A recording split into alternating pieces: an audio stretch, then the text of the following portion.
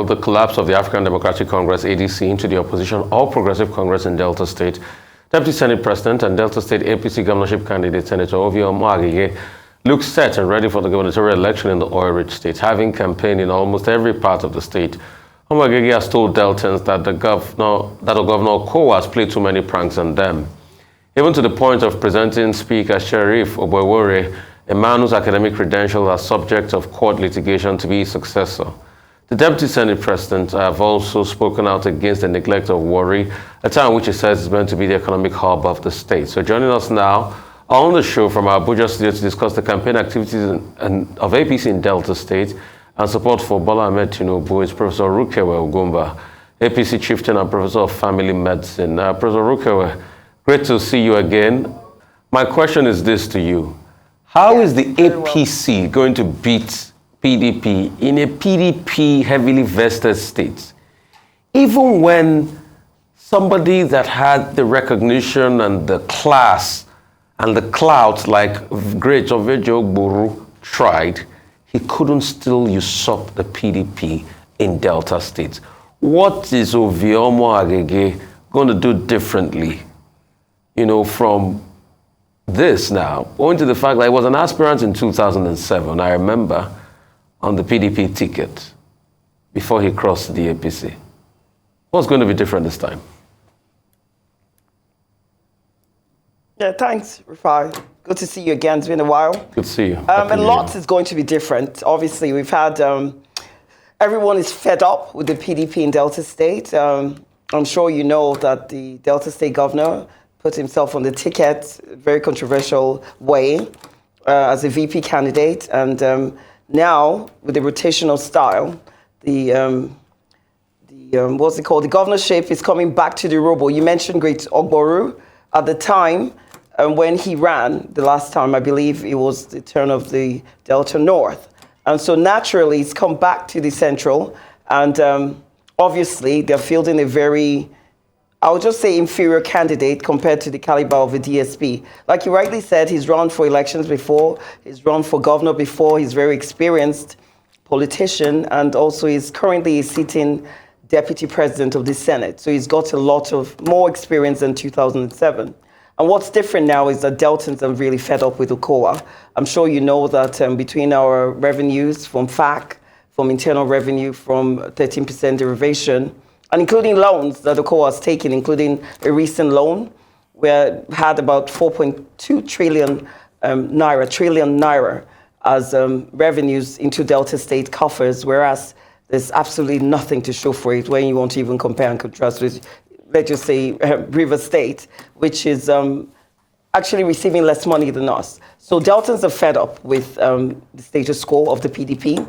A lot of the bigwigs in the PDP have actually crossed over to join the APC currently. And so we fancy our chances. We're saying that we have a better candidate. We have better candidates across board. We're talking for the APC 5/5 in Delta State. And what's different now is that Deltans are actually wiser. We have a lot more registered PVC voters. Most people want to see a government that works with them, and currently that's not the case. So that's what's different now.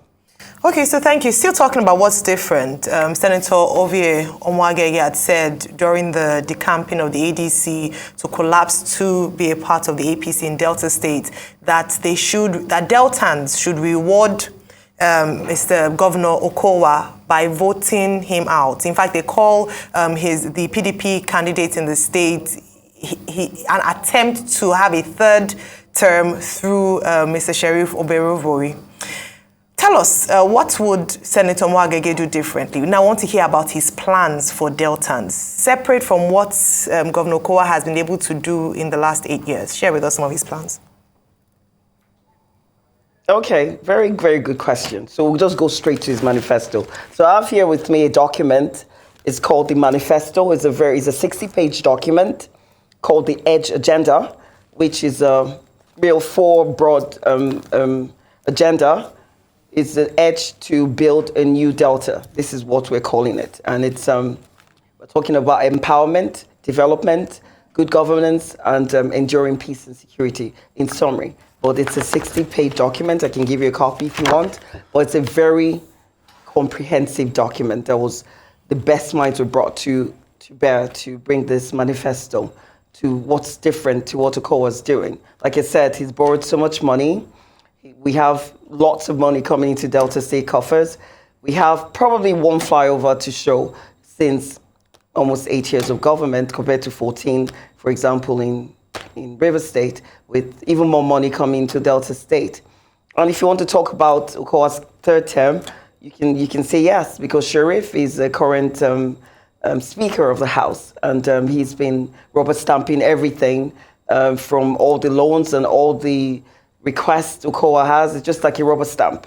And so we expect that to continue if unfortunately the Deltas don't get wise. In fact, Deltans will not do this third term of Okowa.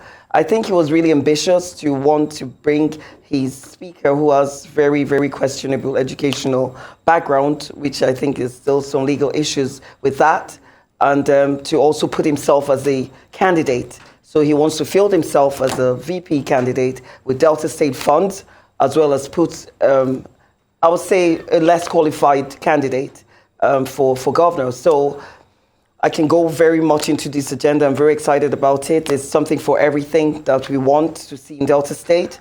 And like I said, we have a lawmaker who has been in the executive arm of government as an executive assistant to a commissioner to an SSG before he went over as a legislator. So I think we have a very good candidate that is far, far, far superior to what they are offering us. And like I said, what will Deltas enjoy? Everything that he's promising. This is a man who has been in the Senate for 2 terms, and you can go to Delta Central. It's almost like a construction site. I mean, he has attractive projects that no other senator has ever done, not even Okowa himself. When he was senator, he couldn't even bring some measure of succor, I would say, to the health system, whereas he was chairman of the health committee in Senate for health. He couldn't even bring one more health facility to Delta. We still have just the one FMC. Even neighboring Edo State has got 3. Delta is far richer and larger than Edo State, for example. And you know what is federal might? If we had federal institutions, even if for any reason, I mean, Edo State has Uselu, even if it's a psychiatric hospital, it does have some emergent care. You have UBTH and you have IROA, and all these attract employment, federal government funding, and so many other things that Deltans do not have right now, whereas we have just one FMC in Asaba, where Asaba doesn't even have much of the population. You know, the population is in Warri and Delta Central. And so you can see how skewed that is. Even as he said, as a senator, he didn't even do well for Deltans, moreover being a governor. And of course, you know, I'm a professor of medicine, so I can speak very well to the health sector, having been a special advisor to a previous governor of Delta State. So I know for 4 years how the health system works in Delta State. And even all our policies, none of them were continued by Okowa. Instead, he would rather go and develop his hometown, which is OR Lero, which is pretty much the only place that looks new in Delta State compared to the rest of Deltans. Even the Deltan North people are tired of him, and he's going to hear it from us at the polls. He will be punished. That it's not a boast. You can see from our rallies, from our movements, from even the polls, that Deltans really mean business to change government this time. Well, on that note, we'd like to thank you very much, Professor Ugwumba, for joining us on The Morning Show.